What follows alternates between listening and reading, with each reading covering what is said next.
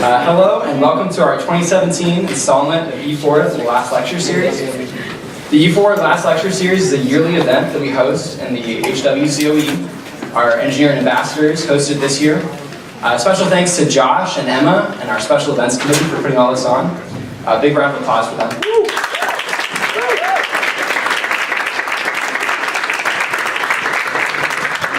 So the idea behind E4 is that we give a distinguished professor the opportunity to speak to the student body outside of the classroom. The E4 lecture is made to both recognize the accomplishments and the effort of an incredible professor each year and to give a wider range of students the ability to hear them speak. This year we look for professors that integrated their passion into their careers, and we believe that we may have found one of the most passionate professors on campus. It is my honor to introduce Dr. Anil Rao as this year's E4 lecturer. Professor Rao earned his BS in Mechanical Engineering and his AB in Mathematics from Cornell, his MSc in Aerospace Engineering from the University of Michigan, his PhD in Mechanical and Aerospace Engineering from Princeton University. Professor Rao's research interests lie in the area of control and optimization of space and air vehicles, and combine the development of new computational methods for optimal control with novel applications, including space mission planning, performance optimization of atmospheric flight vehicles, and other vehicular control problems. He has won numerous teaching awards in his career here, including the MAE Department Teacher of the Year. And Dr. Rao has a true passion for teaching, as I'm sure you're going to find out by the end of the lecture. And that's all I have to say. As Dr. Rao would always say, it's all about the process. And with that, I'd like to give it over to you. And please welcome Dr. Rao, our E4 lecturer.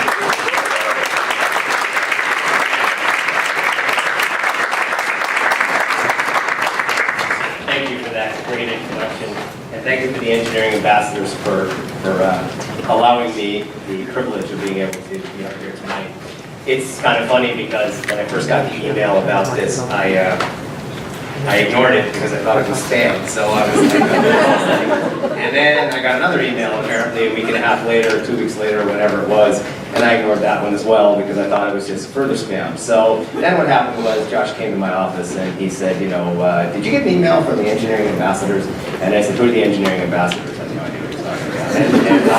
And I was like, oh, that email. Oh yeah. And yeah, you know, we were wondering if you're interested in doing this. I said, what's this? So I had to go flipping through my iPhone and I was looking at the emails and I'm like, oh man, so do I feel stupid? You know, here I am like having this, you know, this opportunity to do this and I didn't even read the email correctly, right? Then I looked at the email properly and I was like, wow, this sounds like fun. Let's do this. This sounds great. So here I am and integrating passion into my career. So then, and what success means to me? Well, this was a hard one to put together because, you know, in some sense, giving a talk on this isn't necessarily like gonna do it all by itself. So I think what I decided to do instead was just show you, right? Rather than actually talk about this. I'm going to talk about things as we go along, and there's some funny stories along the way. But I'm going to start with this because this kind of symbolizes who I am and what I'm all about. This is a poem by Walt Whitman, and I'm going to read it, and then we're going to go on from here. And it goes like this. The poem is called "O Me, O Life." O me, O life, of the questions of these recurring, of the endless trains of the faithless, of cities filled with the foolish, of myself forever reproaching myself, for who more foolish than I, and who more faithless, of eyes that vainly crave the light, of the objects mean, of the struggle ever renewed, of the poor results of all, of the plotting and sordid crowds I see around me, of the empty and useless years of the rest, with the rest me intertwined. The question, O me, so sad, recurring, what good amid these, O me, O life? Answer, that you are here, that life exists, and identity, that the powerful play goes on, and you may contribute the verse. That's where we start. All right? So this is what I've been doing ever since I was a kid. I'm trying to figure out, what is it that I should be doing with my life? What is my verse?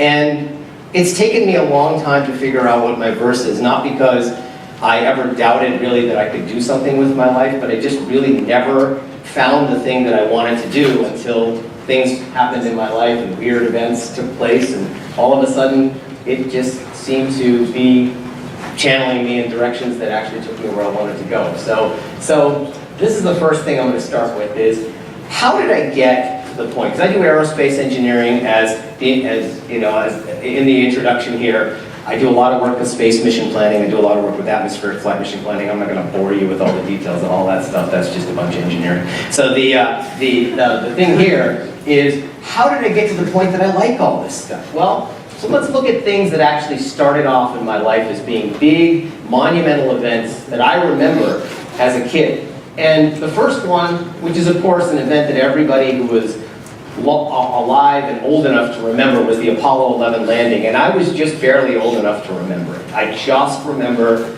Neil Armstrong setting foot on the moon. I didn't know what it was, I didn't know what the moon was, I had no idea what all this stuff was. I was watching it on some 4-inch television in Philadelphia, Pennsylvania, which is the first place I lived. And my parents said, you need to go watch this. So I was like, okay, I'm gonna go watch it. So I had the Apollo 11 landing. But then I had the opportunity to watch other events. And you notice that all of these have something to do with aerospace engineering, which is why they're all up here. And one of the events I remember really, really well, it was amazing. I was in 9th grade and at DeWitt Junior High School in Ithaca, New York, and the principal of the school had said that everyone was ordered to go to the cafeteria, and they had a television screen. Now, come on, they don't have television screens like this back then. They had little tiny television screens, right? So we're like 400 of us or whatever in the middle school. I don't know how many we had in the middle school. Whatever it was, there were a bunch of us sitting in the cafeteria, and we were watching this puny screen. What were we watching? We were watching the Space Shuttle Columbia's maiden voyage. It was the landing at Edwards Air Force Base, as you can see, on 14 April 1981. And it was the most amazing thing to see this bird come in from outer space. You just couldn't imagine that they could do this. 1981, no one had ever flown a reusable launch vehicle like this before. And there it was, and the video was there, the NASA feed was on as this thing came in, the parachutes opened, and this beautiful, beautiful object came in and landed. And it just stunned me that I actually was able to see this live. I didn't have to watch it on a video later. I was there. I was actually in that room in my middle school with a television, with a live feed at Edwards Air Force Base, and it was the most incredible thing. And subsequently, so many other things just happened at the same time, throughout the early parts of my life. And one of them was Galileo's arrival at Jupiter. Again, you think about how these things actually took place, and you ask yourself, wow, could I be a part of this? Could I actually maybe contribute in some meaningful way to these things? I even woke up, this was truly an epiphany. It's October 15th, 1997. Cassini was about to be launched on a Titan IV Centaur from the Cape Canaveral Air Force Station in Florida. And I knew Cassini was going to be launched, but of course I was like, well, I don't know when they're going to launch it. And they kept delaying the launch, because there was all these issues with the fact that Cassini was carrying 72 pounds of plutonium because it was going to Saturn. And of course, that is a concern for everybody. But on top of all that, no one really knew when Cassini was actually going to wind up launching. But the launch window opened on October 15th, 1997. And it was 3 o'clock in the morning in California, which is where I was living at the time. And I woke up 5 minutes before the Cassini launch. I was sleeping. And I woke up and I said, Cassini's about to launch. Turned the television on, and I got to see Cassini launch, right? And it was just amazing, because had I missed it, had I been 5 minutes late, 7 minutes later, had I been, passed out on my bed or whatever it was, I would have missed it, right? And then I would have had to do what everybody else does, which is watch it, watch the recording. I didn't want to watch the recording, I wanted to see it, right? But all of these things have a theme to them, as you can see. They all have something to do with the space program, they all have something to do with aerospace engineering, which is how I got interested in aerospace engineering in the first place. Now, of course, no story that I ever give is going to be complete without some sports, right? So the first place I lived in my life was Philadelphia, Pennsylvania. I lived there for about a year and a half when I first moved to the United States. My father was doing his PhD at the University of Pennsylvania. And I became a big Philadelphia sports fan. So of course, the other events that were really important in my life were that the Flyers won their first Stanley Cup in 1974, and I got to see that. And then the Phillies won their first World Series in 1980, and of course that's a story for the ages. And then I got to see the 76ers win the NBA championship, and I got to see the U.S. Olympic hockey team win the gold medal in 1980 at the Olympics. You'll notice that hockey's up here twice, because hockey's my favorite sport. But of course you'll notice that there's one thing missing from this, which is the Philadelphia Eagles. Because the Philadelphia Eagles have never won a Super Bowl, right? And so my whole thing is, they're never going to win a Super Bowl, right? Every time you think the Eagles are going to do well, and so they're missing from this whole thing, so the Eagles don't get any accolades tonight, but unfortunately, you know, they have a good team this year, but unfortunately, they're not part of this story, so they didn't win anything. So, and well, that's too bad. But the other Philadelphia sports teams are here. So anyway, so that's my little excursion into sports for the evening. What I believe, and this I've believed ever since I was in school, is that I really believe that engineers change the world. You will actually see this twice in this presentation. You will see it now, and you will see it later, okay, at the very end.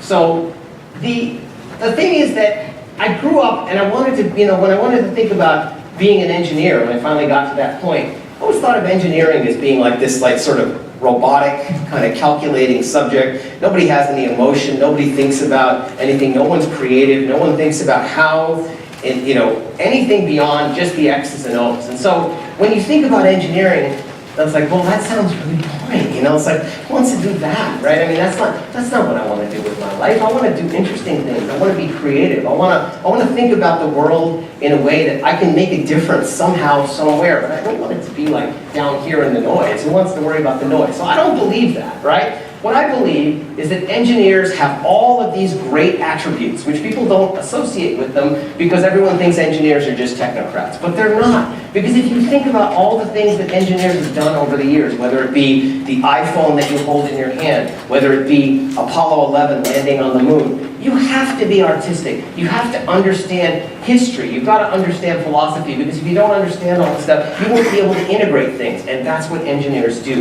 Engineers integrate. They look at different things, nothing that have anything to do with each other, and they find solutions to problems. And that is what engineering to me is all about. And that's the way I teach. That's the exact way in which I do everything. Because in the end, what are you going to learn? What are you going to remember when you take a class? You're going to remember the concepts. You're going to remember the deep structure. You're not going to remember formulas. You're not going to remember numbers. Nobody knows that stuff. Five minutes after an exam is over, that's not what you're going to remember. A year after you take a class, that's not what you're going to remember. You're going to remember whether you learned anything. And whether you learned anything has to do with all of this stuff. It doesn't have to do with all the X's and O's. And that is fundamentally the way I look at engineering. I've always looked at it that way. Everything I do works that way.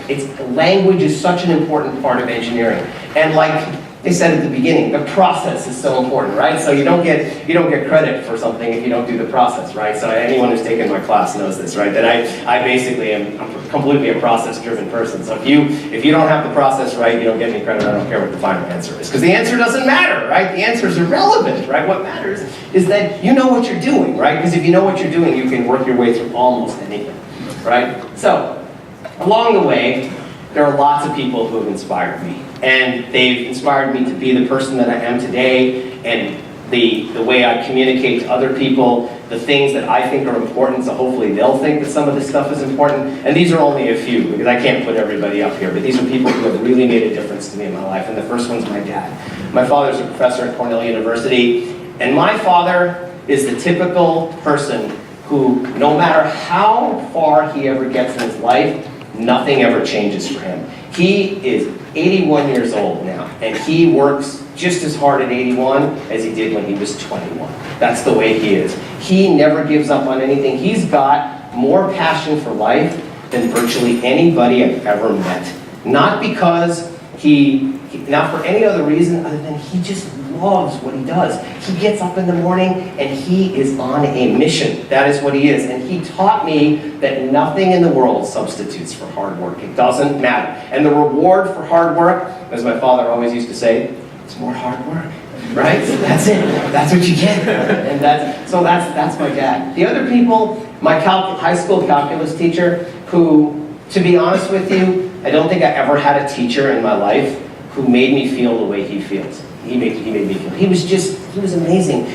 I still remember what it was like to be in his BC calculus class. He had this unbelievable ability to be able to reach out to everybody. It didn't matter who you were. It didn't matter how much you were struggling with the material. He had the ultimate patience, and he had the ability to just take you through things in this slow and gentle and meaningful way that just made you want to learn. You just wanted to be a part of it somehow, some way, and he was incredible. I can never forget what it was he did for me, because he really was the first person who set me on a track where I wanted to do something that was really mathematical in my life. I mean, I always liked math and everything, but I wasn't sure until I really got into his high school, into that BC calculus class when I was a senior in high school. The other one is Andrew Ruina, who's a really good friend of mine now, and he's a professor at Cornell, and he was my first teacher of dynamics in my life, which of course anyone who's ever taken a class from me knows that I teach dynamics at the University of Florida. And Andy was the ultimate person who just made learning fun. Like anytime you saw him, he always had a smile on his face. That's probably the least smile I'll ever see on him as he's getting a formal picture taken. But Andy is an amazing person.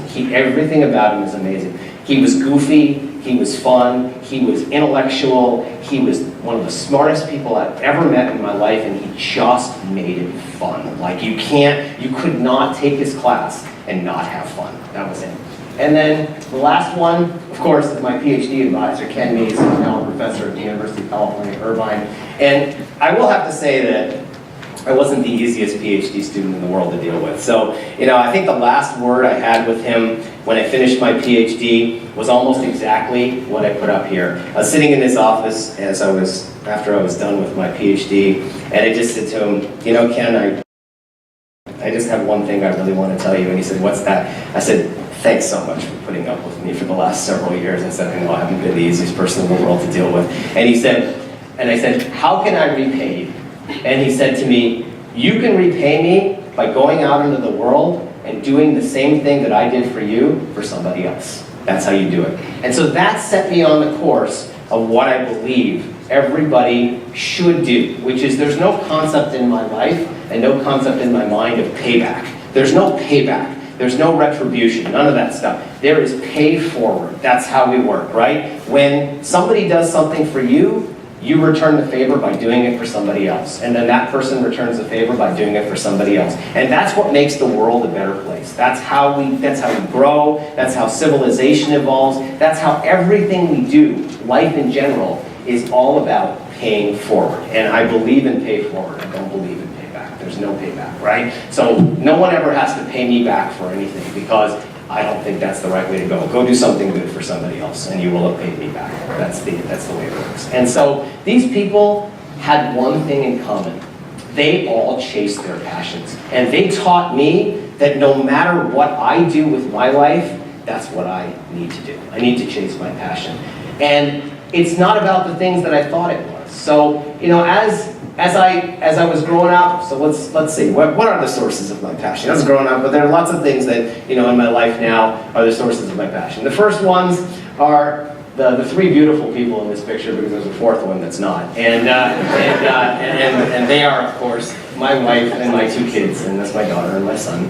And they are like, everything that you would want. And they drive you crazy, and then they make you happy, and then they do all these other things, and it just is amazing, right? Because that's what life is all about, and it should be that way. So, that's the first one, and that of course, trumps everything else. But everything else is important too. So spacecraft and rockets. So again, you'll see the theme that I love space. I love atmospheric flight. I love optimal control, which is what I do research in. I love all this stuff, right? But it all happened because of experiences that I had as a kid, and it just keeps happening. Like no matter what, I continue to love it. And the other thing I love, and again, this is all boring stuff, right? Now you're going to get boring on me, right? I'm like, the algorithms and software? Who wants to deal with that, right? So I didn't come here to talk about algorithms and hear about algorithms and software. I want to hear about other stuff, right? So this is the only slide you're going to see about algorithms and software, right? But I got to tell you that that's the thing that actually makes me go. It's like one of the things that I just really love is algorithms and software. But really, that's not what gets me up in the morning.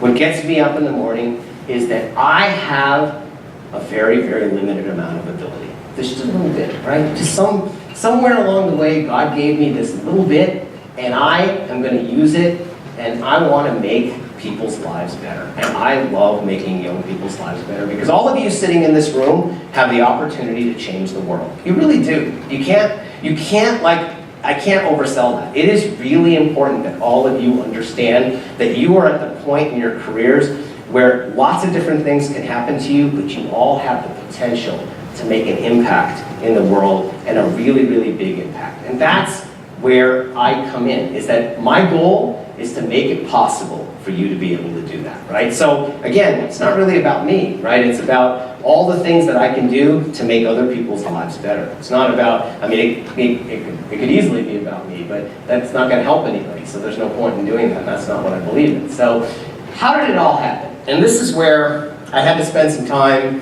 kind of going through old stuff that I've never thought about, I don't think about very often. But let's see. So the first place I lived in the United States was Philadelphia when I moved here when I was 2.5 years old. But a year and a half after that, I moved to Ithaca, New York. My father got a job at Cornell University, and he's still at Cornell University. So Ithaca is like one of my favorite places in the world, and Ithaca truly is an amazing town. It's a place that's completely off the beaten path. It's completely away from everything, but it's an absolutely spectacularly gorgeous town. In the winter and in the summer, if you can get past the fact that you can't drive in the winter because the roads are terrible and the weather's awful. But one of the things I love about Ithaca is Ithaca's in the middle of nowhere, right? So this is the thing, like my father actually took this picture. He went and got a t-shirt, this was last week, so this is a pretty new picture. Ithaca, New York, centrally isolated. Look at it, look at where it is. It's in the middle of nowhere, right? I mean, it's not near this, it's not near that. There's Lake Ontario up here. It's like, how in the world do you get to Ithaca, New York? You have to really want to go to Ithaca, New York. You cannot just get, you're driving, but hey, let's stop in Ithaca. You don't do that, okay? That's not the way it happens. It's like, we have to find a trek. It's got to be a special excursion that takes us on this path. Because trust me, when you're on the last 30 or 40 miles getting to Ithaca, New York, at that point, whatever it is, you're like, are we there yet? Because this is getting really boring. It's like, and that's really Ithaca. It is in the middle of nowhere, right? But Ithaca has so much charm, and I got the chance to get a phenomenal education in Ithaca, New York. So there's my elementary school, which is still there. There's my middle school, which is still there. And there's my high school. This is the most amazing thing because I got a chance to be a student at Ithaca High School. And you think, Ithaca High School, what's the big deal? Well, I found out what the big deal was, and a lot of it I didn't really like all that much, but let's start from the beginning. So when I was in elementary school, so this is me being, I don't know how old I was, 7, 8, something like that. It's a horrible picture, right? Again, it's like, my brother looks a lot better than I do. So, but in any case, that's the first picture. And then, growing up, I had to deal with my dad, right? So my father being a perfectionist and being the person who everything has to be right. So this is what I have to deal with as a child, right? It's like the only grade is an A, right? Everything else is an F, right? So I had to bring home a B, and so he would just see F. That's what he would see, right? And I was like, if I brought home anything else, it wouldn't even be worth talking about, So this is the life I had. But you have to remember, my father grew up in South India. He didn't have any money growing up. He was really, really poor. His whole life, he's a self-made person. His whole thing is you got to work. That's all there is. There's work. Because if you don't work, you're not going to get anywhere, right? And after a while, he actually penetrates you because you realize that he's probably right, So it's like, and I have to deal with this, right? So everything has to be an A. But it wasn't just at home that it had to be that way, right? So here I am, this is 3rd grade, and I'm already faced with, I got to get A's and everything, right? And I'm in 3rd grade. There's me, there's a blow up, I'm like, well, hey, you know what? I had to show you a picture from this time period, right? Because if I don't, you're not going to believe me, right? It says Northeast Elementary School. See, right there, Northeast School. I told you Northeast School, right? So that's me in this crazy time period. And the funny thing is, a lot of the people in this photo I'm still friends with, which is actually kind of wild. It's like after all these years, we're still friends. Anyway, I wound up, like I said, Ithaca High School.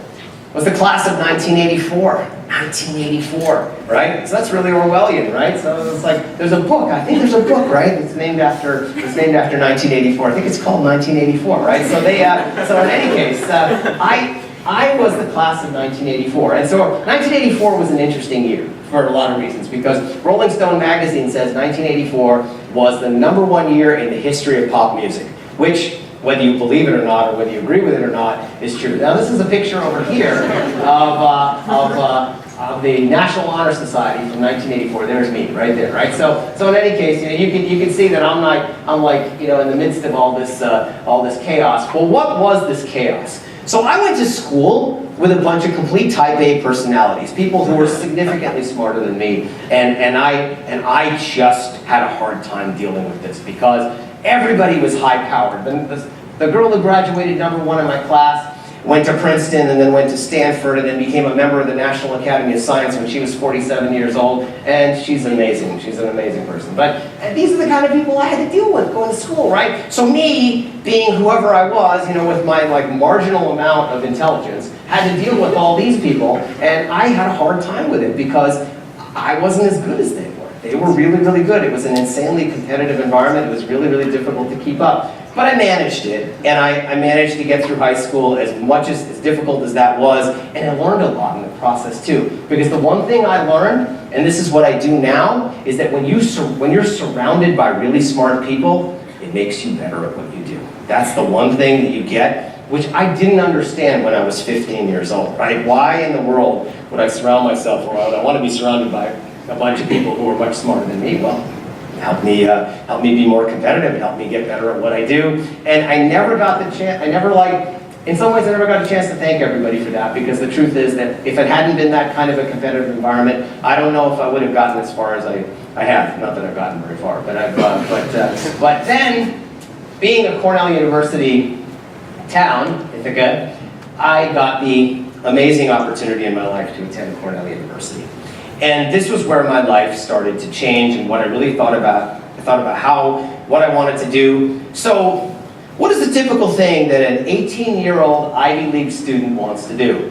Well, it's about making money, right? Everything in life is about making money. There's nothing else in life except for money. Money is everything, right? So, the first thing you do is you say, well, I'm going to become a doctor, right? So, because why would I become a doctor? A doctor because I can chase the money, right? Because doctors make lots of money. So what happened was, freshman year in college, I'm taking biology, and I'm like, this is the worst thing in the world. This? I'm sitting there memorizing all these things, Krebs citric acid cycle and all kinds of other stuff. I got this biology book that's like this thick, and I'm like going through it, and I'm like, this is awful. Like if I have to spend the rest of my life doing this, I'm gonna puke, and I don't want to do that, right?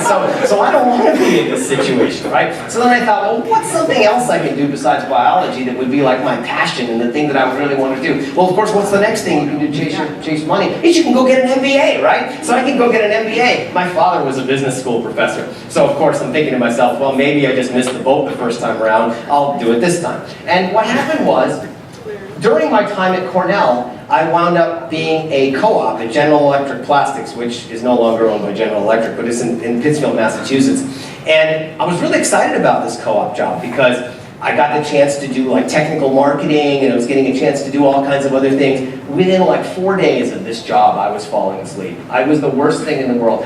I hated it. I just couldn't stand it. I was like so boring. There was nothing interesting, no innovation, nothing like that. And so then I thought, well, maybe an MBA isn't the right thing for me to do either. So then at the end of college, I just realized, this isn't what's going to get me anywhere. I'm not going to be happy doing this just because there's lots of money in it, because I didn't enjoy it. And if I didn't enjoy it, I had to figure out something else to do with my life. And that's when I stopped chasing money. And it took a couple of years to get there, right? So stop chasing the money and start chasing your passion, right? Well, what was my passion? So that's what I had to figure out. And I realized that when I was coming to the end, after I had done that co-op at General Electric, and I was back in school, and I was really getting interested in all of the wonderful stuff I was learning in my advanced courses as an undergraduate, control systems just seemed like something that was going to work for me. And so I knew at that point that I wanted to do something with technology development, and I knew that I wanted to teach. It was like that last year of undergrad was when something just registered, and I said, you know what, this is what I really want to do with my life. So I had to go get a PhD. So, of course, earning a PhD, the great paper chase, right? So PhDs are difficult, PhDs are everything that everyone's at hard work and all the stuff that I've been talking about. So here's how it starts. I actually was I was doing control systems. And so here's a joke that my friend Suresh Joshi actually, he has this wonderful website that does control cartoons. So we did lots of proofs because I was learning control theory, right? So what are the different methods of proof? Well, there's deduction, there's induction, there's construction, and of course there's intimidation, right? So like, you know, that's the way we did things. Why do we do it that way? Because we didn't know half the things that we were trying to figure out how to do. So we had to convince other people, right? The only way you can convince them is just intimidate them, right? Because then eventually, if you do enough, they'll be like, oh, well, I just believe you, right? So that's the end of that, right? So that's what I learned in grad school. I was doing all this stuff with theorems and proofs and control theory, and I was at the University of Michigan, and I was on my way through my master's degree, and all of a sudden, the world started to change. The Cold War came to an end in 1989, the Berlin Wall came down, the Soviet Union was very quick to collapse a couple of years after that. But I was in aerospace engineering, and Michigan was falling on really hard times in terms of funding that year, so I had to apply somewhere else. I started at the University of Michigan. I probably would have stayed there for my PhD if I'd had the chance to do it. I didn't really have the chance to do it, but something happened. Princeton said yes, and I was like, wow, Princeton. I was like, okay, maybe I can do that, right? I don't know, probably not good enough for Princeton. I'm not that smart, right? So I got to Princeton, and of course I felt the same way at Princeton as I felt when I was in high school, which is basically that I'm around a bunch of brilliant people, and I'm not very brilliant, so I had to figure out a way to get through this, right? So what I did was, I did what any normal person would do. I worked like crazy, right? That's what I did, and that's how I got my PhD. And I really wanted an academic position, because I knew that was my end goal. And what happened was, couldn't find one. Mid-1990s, that just wasn't a good time looking for an academic position.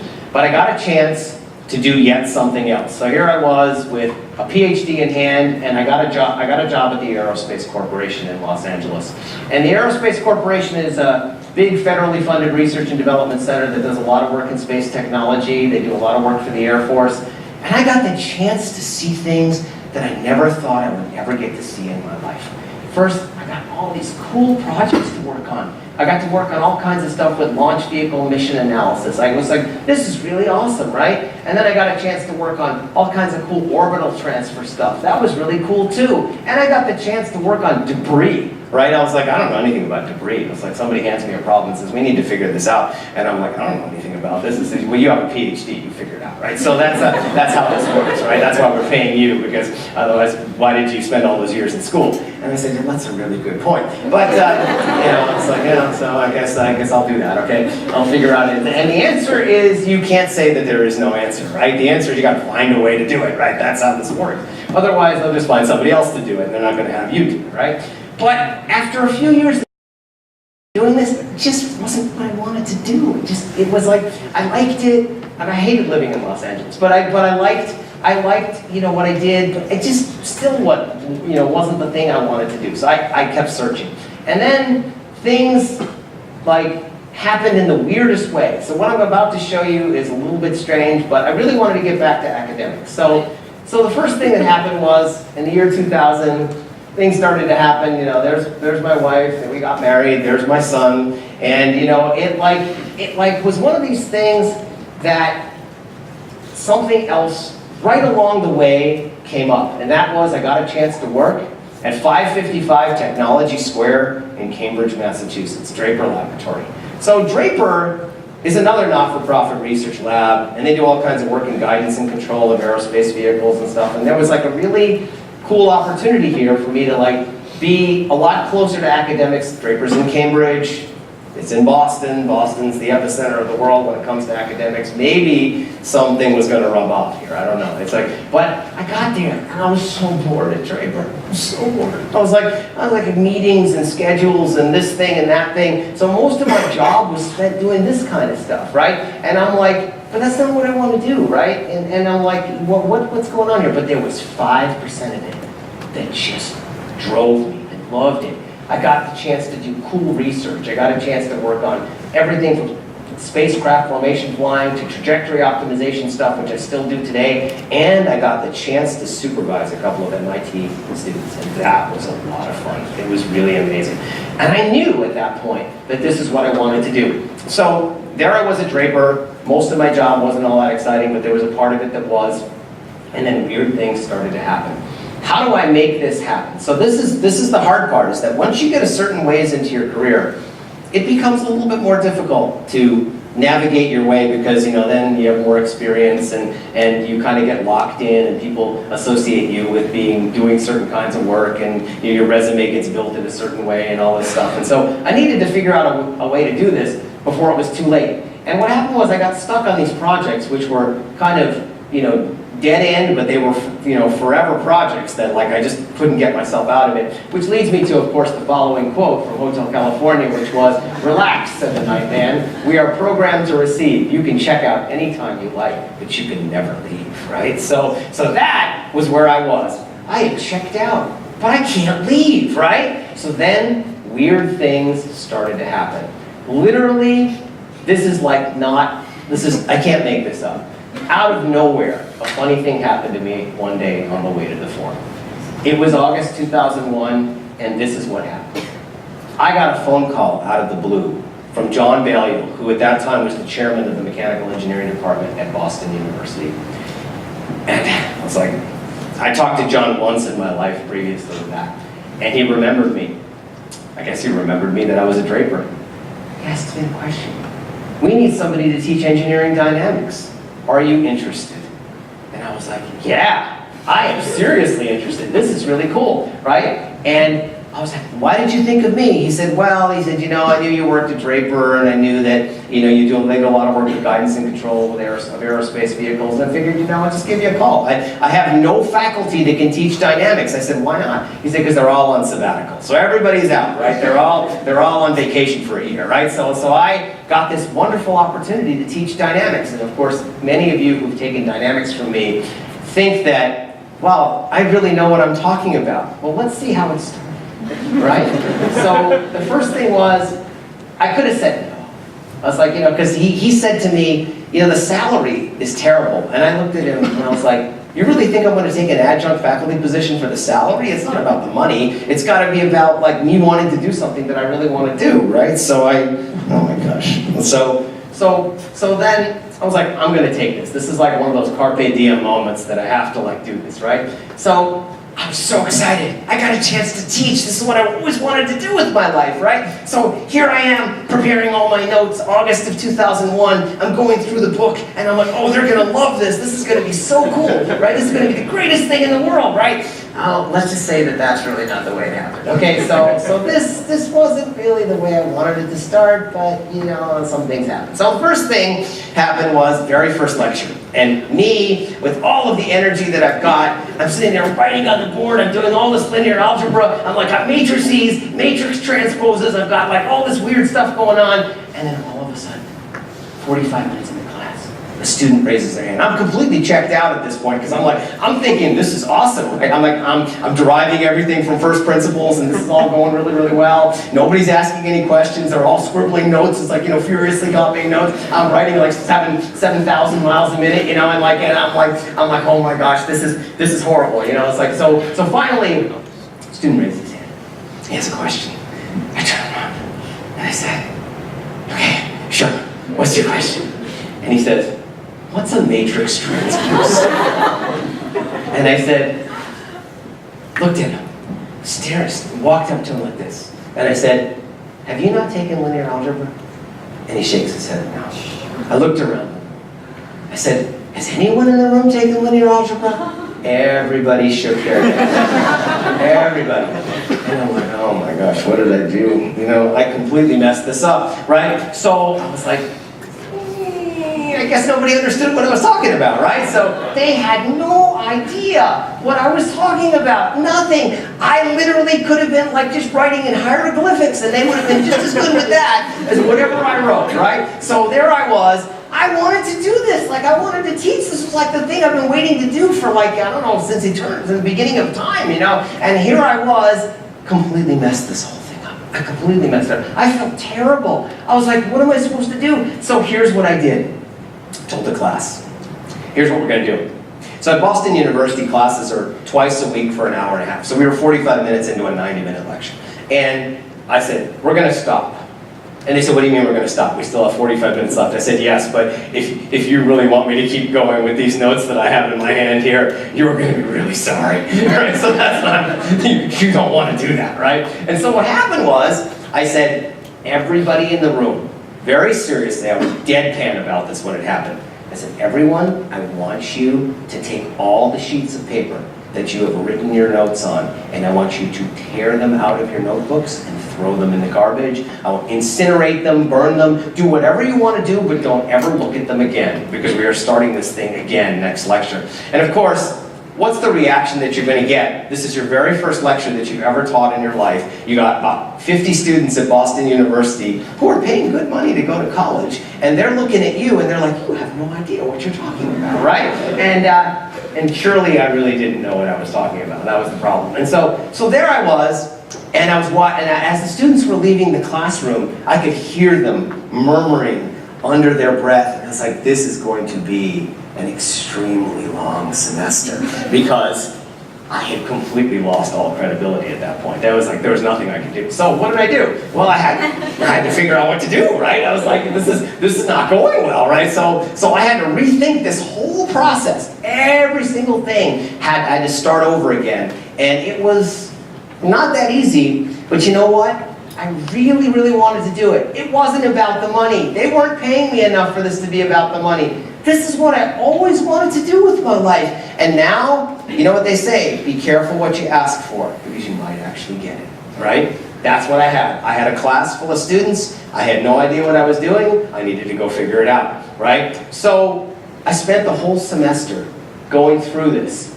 And it was one of these things that I was like, whole time, this is what I was going through my head. I was like, I'm writing, lectures that followed this.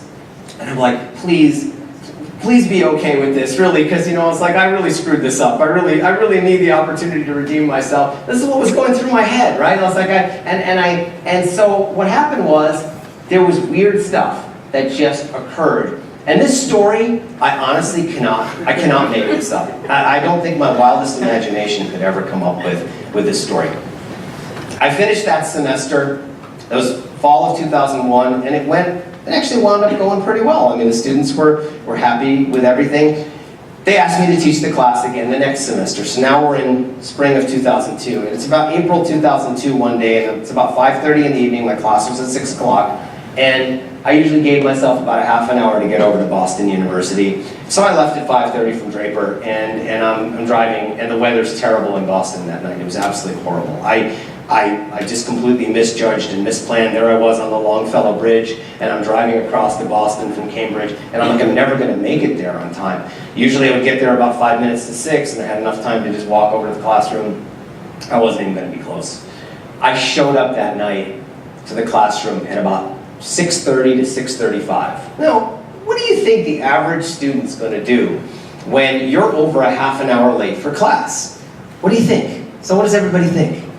They're going to leave, right? That's what everybody would do. They would just make like a tree and leave, right? So that's the way it would be. That's what I would do. I'm not going to wait around more than a half an hour. I walk into the classroom at 6:35. So literally, I walk in the door, and the whole class everybody's there.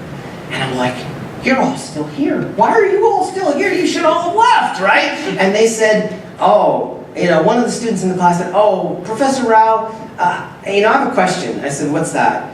And she says to me, I have an announcement I need to make. Can I make it? And I just looked at her like this. You've been sitting here for the last half an hour and you didn't make your announcement? What's wrong with this picture, right? I mean, all of you are here. You could have just made the announcement. She walks up to the podium and she says, every single year, the students in the Department of Mechanical and Aerospace Engineering at Boston University vote for the teacher that's had the greatest influence on them. And this year, the award goes to Professor Rao. And so there it is. And I'm like looking at her, and I'm like, boy, do I feel like a schmuck. The day that they're going to announce that I'm going to win an award like this, I show up over a half an hour late for class, right? So I felt terrible. I was like, you got to be kidding me. And what was weird about it was, I was an adjunct faculty, right? I'm not a permanent faculty member. It was just the most bizarre experience that I could ever have imagined. And in the process of this, other weird things started to happen. The students said to me at the end of that semester, as I got this award, I was like, oh, it's really nice, it's beautiful, you know, I really appreciate it. It was just one of these things that I just never imagined this would happen. It was like, I wasn't prepared for it, I wasn't thinking about it, but then I found out in my life that that's when a lot of really good things happen. It's when you're not actually looking for them, right? They just happen. And it was just this really special feeling. I called my father and I told him, and I said, Dad, you know, I got this award.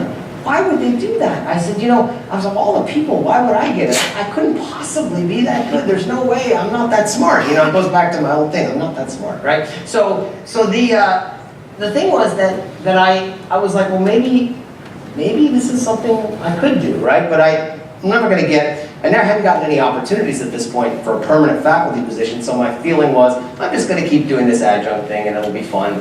And the students started to say to me, you know, your notes are really, really good. You should think about writing a book. And I said, write a book? I'm not writing a book. That's not happening. I was like, me write a book? I was like, I started something, but then of course, you know, when the thought finally comes into your head, somebody puts it in your head, you're like, well, maybe in like my wildest dreams, I could think about possibly, 10 lifetimes from now writing a book. And I was like, no, that's not gonna happen. So I started to typeset some notes and stuff like this. It was just a monumental task to think about writing a book. And that wasn't gonna happen. So but I started putting notes together, and then the weirdest thing happened. In 2004, I won the College of Engineering award. Now this was a real problem, okay? Because now we're not talking about a department award, we're talking about a college level award, right? And the faculty all the faculty members, including all adjunct faculty, were eligible for the award, and they had a big, big ceremony and everything, and they gave me this plaque, and yeah, that's all fine and good. But the point was that as an adjunct faculty, I won the award again. So of course, the interesting thing about this was that the next year, which was 2005, adjunct faculty were no longer eligible for the award, right? Starting 2005, the only people who can be voted are the people who are actually on the permanent faculty, right? Because this was pretty kind of embarrassing for Boston University that the students voted me. I was, again, it's like completely taken aback by all this. In the process of all this, I'm sitting here working on notes for this imaginary book that I'm working on, right? So I'm like sitting here typesetting all this stuff and then going through it, giving them to my class semester after semester. They asked me to teach this class for 5 consecutive years. I taught dynamics every semester at Boston University from 2001 to 2006. And guess what happened in 2005? I actually published a book at the end of 2005, right? And this was one of those things that I'm like, again, I just didn't plan this. It wasn't, but I loved what I was doing. I loved it so much.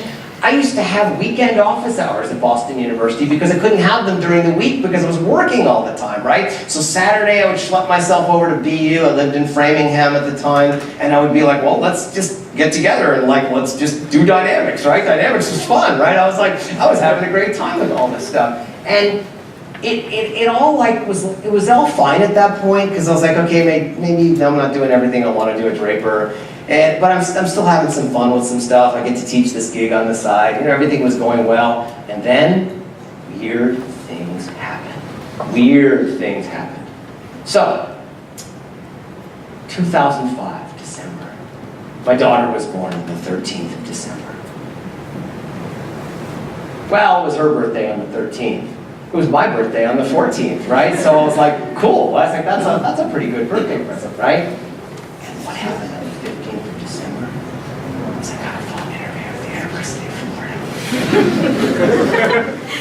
So let's go back through this a little more slowly. December 14th, December 13th, let's see if I can do this and I can play this properly. So I got December 13th,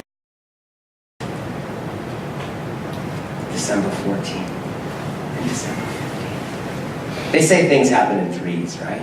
Things happen in threes, right? So there I was. I'm like on the phone the next week with Carl Crane and BJ Fregley, and I don't know who else was on the search committee that year. I was answering all these questions about how am I going to build a research program at the University of Florida.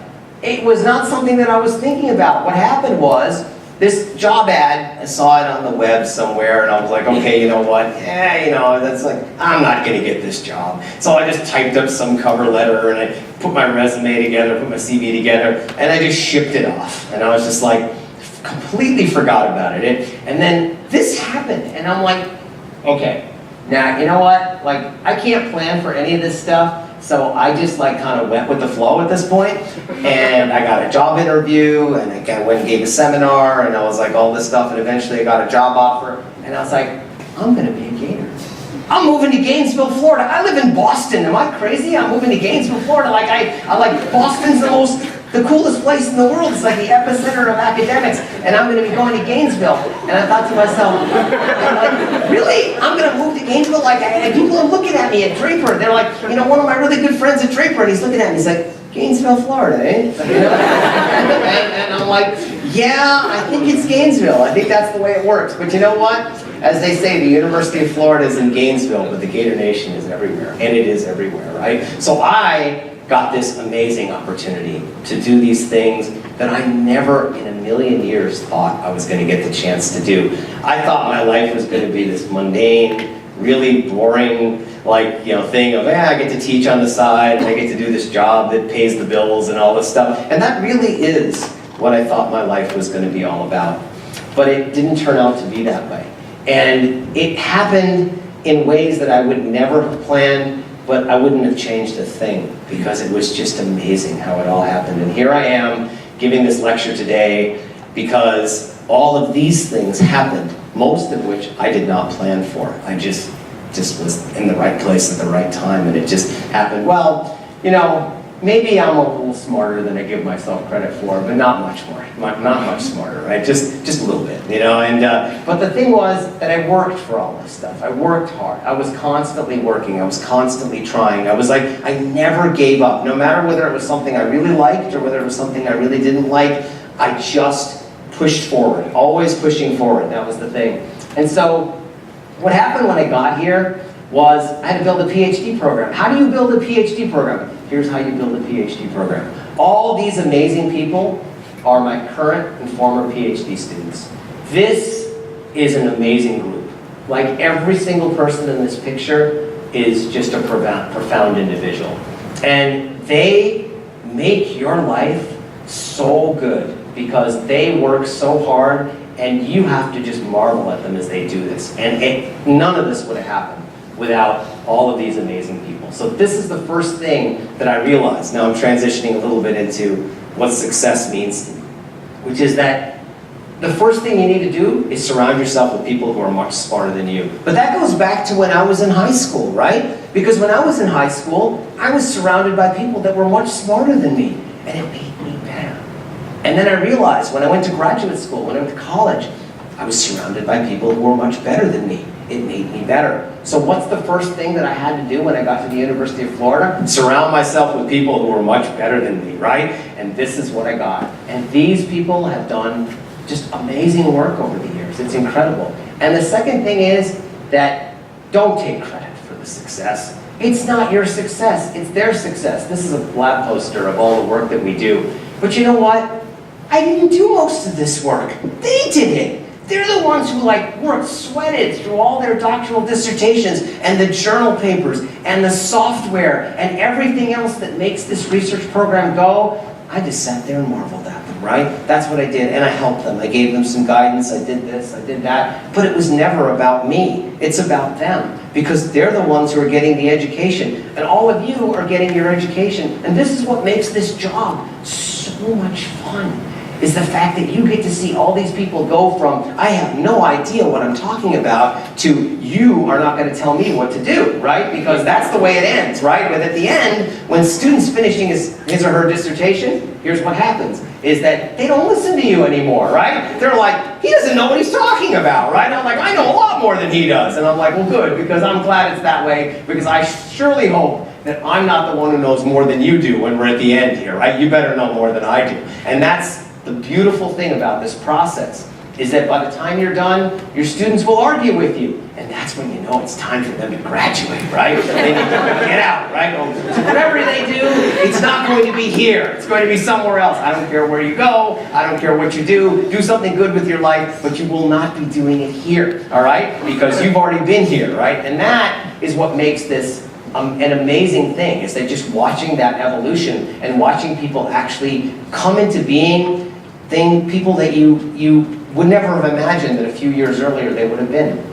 And the other thing is, be nice to everybody, really seriously. Like, I have learned in my life that there's no benefit to being anything other than kind to people. Because if you don't show them that you care, why in the world are they going to care? They're not going to care, right? When they get up in front of a classroom and I'm teaching and I'm telling other students what to do, I have to show them that I care. I have to be there when they need help in office hours. I have to be there when they ask a question. I have to be in the moment. I have to be present all the time. If you don't demonstrate that, why in the world are they going to listen to you? They're not going to listen to you. They're only going to listen if they have a good reason to listen. And that reason starts with, I care, let's do this, all right? This is really important, not just for you, it's important for me, it's important for all of us, because if this process breaks down, you don't learn this stuff correctly. And if you don't learn it correctly, then somewhere down the line, I become responsible for the fact that this was not done correctly. And I am not going to take that responsibility. That is not going to happen, right? So that is how I got to where I am today. I started off early in my life being blessed with these amazing opportunities to go to school in this wonderful town of 30,000 people in Ithaca, New York. And I was like, it was an incredible thing to be around people who just really were good at what they did, whatever that was, whether it be English, whether it be history, whether it be calculus, or whether it be science. You were just driven to like keep doing things because you were around people who were also incredibly driven, right? And it was amazing. And you know, it really does come down to this for me. Like Theodore Roosevelt has this famous quote, "People don't care how much you know until they know how much you care." And I really believe that, I really do. Because I've had many teachers in my life who just didn't care. And it's just really hard to get yourself motivated to care when they don't care, right? So that is not something I'll ever do to a student. I will never do that. It doesn't matter. I have a rule for anyone who's going to be taking a class from me next semester or future semesters. I have a rule. If you need help, come to office hours. If you can't make office hours, send me an email. We'll make an appointment. If email doesn't work, text me. If that doesn't work, show up at my office, right? Somehow, some way, we will find time to make this work. That is how it goes, right? But the impetus has to come from you after it comes from me, which means I have to say, yes, I care. Now you have to reciprocate with, okay, he says he cares, so let's see if he really does, right? And then I'm like, okay, let's go for it, right? If this doesn't work the first time, we'll figure out another way to do it, right? If one time a day doesn't work, we'll figure out another time a day. If you have to finally just pick up the phone and call me and ask your questions, then that's the way we're going to do it, right? But we will find a way to do it, because I will make sure that I do my part of this, which is that I will make sure that I'm there when you need the help, right? That's how this works. And that's how teaching, that's the only way you can teach, in my opinion, because if you don't do it that way, no one's going to learn anything, right? No one's going to get anything out of this. It's just going to be a wah, wah, wah, wah, wah, yeah, he's lecturing away, I don't really care about this is really stupid. And everyone will walk out saying they didn't learn anything, right? And that's not the way, I don't want any of my classes to be that way. That's not the way. And so, I'm going to switch topics now, because that's enough about me, right? I want to talk about what got me into this. Oh, remember that slide I put at the very beginning? I talked about space stuff, right? Well, I'm a space junkie, right? I love space stuff. And one of the things that everybody knows is probably historically the most important program that the United States has ever undertaken in space is the Apollo program.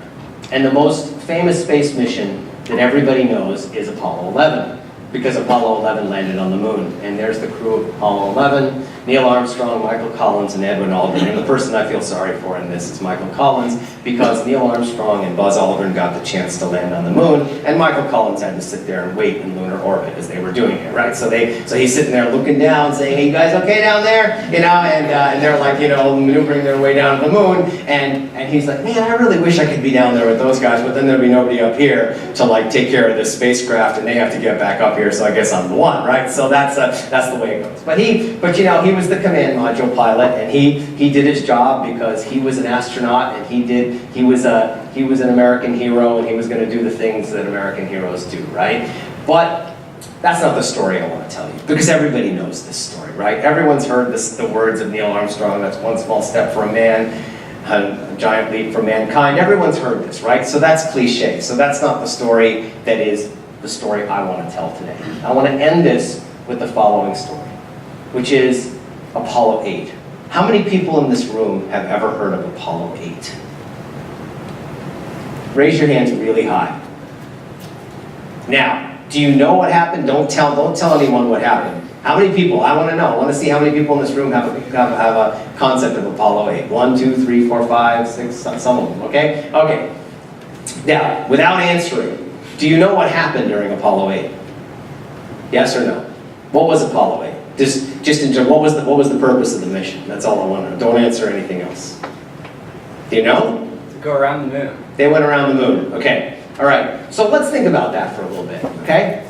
This is Apollo 8. Apollo 8. Since most of the people in the room didn't answer, they didn't raise their hand. Most of the people in this room don't know much about Apollo 8. So I'm going to tell you a little bit about Apollo 8, and then I'm going to play something that hopefully will, you know, make you think a little bit. Just to finish this off. Apollo 8 was launched on December 21st, 1968.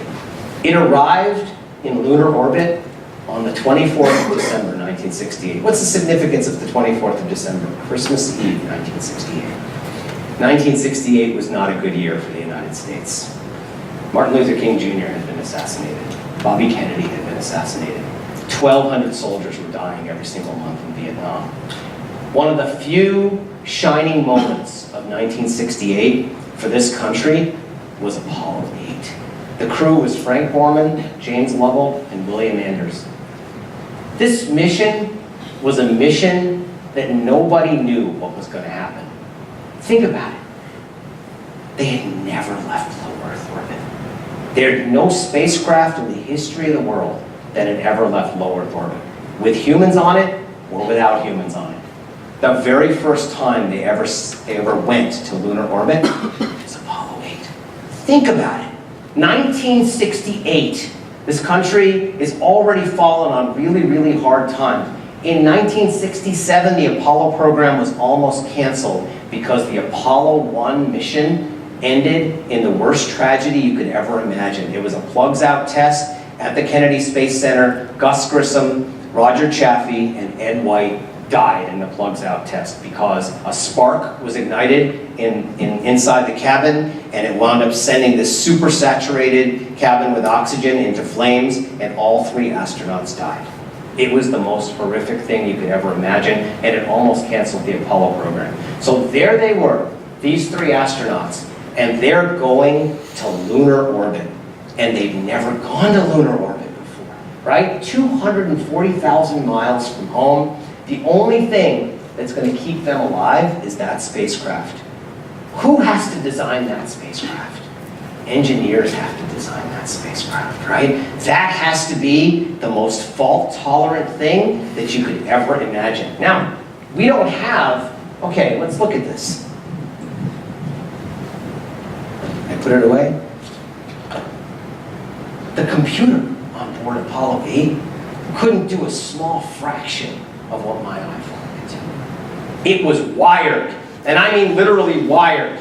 The computer was an analog computer. It wasn't a digital computer. It was a bunch of wires plugged into a bunch of op-amps. That's what it was. You probably don't even know what an op-amp is, right? I had to learn op-amps when I was in school, right? Because back then we were doing analog devices too. We weren't doing digital control. We were doing analog control, right? This is really primitive. It's incredibly primitive, and we're sending them to the moon, right? 240,000 miles away with what that amounts to the ability to compute the sine of x to 1 decimal place, right? That's all we got. We got 1 decimal place. Oh, cool, that's awesome. I'm good with that 1 decimal, right? So there we are, and they're going to launch from Cape Canaveral on the 21st of December, and they arrive in lunar orbit. There was no second chance, right? So, of course, when they get there, they're looking around, and they're like, we're in lunar orbit, right? So this is pretty cool. We're in lunar orbit, one of 3 people in the world that actually can see the moon, right? And what do you think that they wanted to see and wanted to take a picture of? William Anders had a camera with him. He refused to let Frank Borman or Jim Lovell hold the camera because neither one of them knew how to take pictures. So there he was, sitting there with a camera taking pictures. What do you think the picture was that they really wanted? The Earth, right? There it is, Earthrise, taken by William Anders during the mission, Apollo 8, right? But the crew of Apollo 8 understood something else. They understood the profoundness of this event. They really did, because human beings had never been that far, right? And here they were in lunar orbit, and this was what actually happened. NASA told them that they were going to go live. So think about this, 1968, they're going to go live on TV, and they're going to have to give a broadcast live to everybody on Earth who was listening at the time. And they were going to have to tell them something, right? And so that something that they had to tell them had to be something that was beyond just staring at the moon. Well, there's the moon, good, cool, that's great, now that's our broadcast, right? No, that wasn't going to be the broadcast, all right? So what I'm about to play for you is what happened during that mission, and what, I can do this right, what they did. And this is what they said. They delivered the following message to the people of Earth. We choose to go to the moon in this decade and do the other thing, not because they are easy, but because they are hard.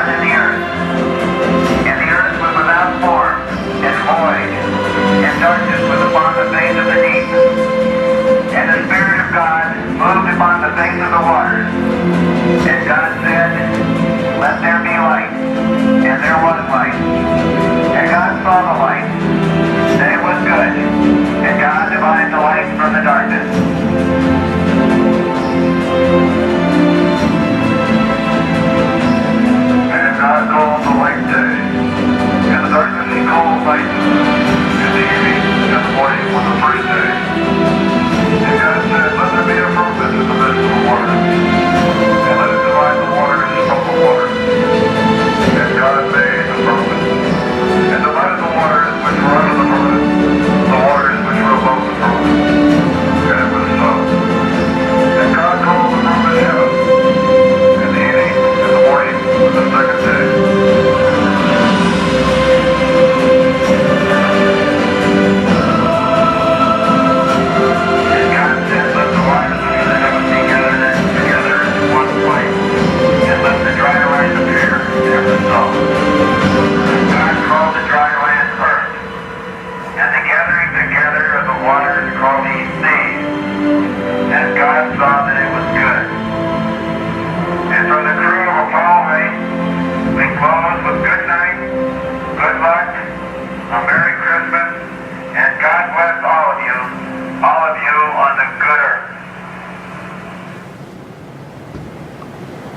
don't let anyone tell you otherwise.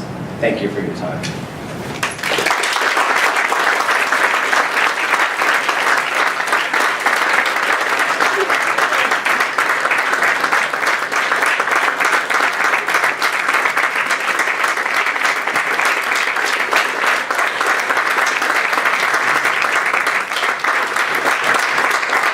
Thank you so much, Dr. Brown, for that beautiful lecture. Can you have another round of applause?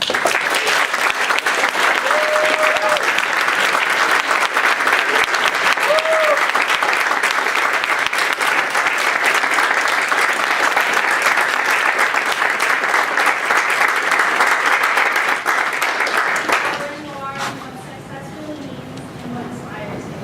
There's so much passion and kindness radiating from you, and we are so lucky to hear from you tonight. To commemorate this great night, the entering ambassadors would like to present to you that.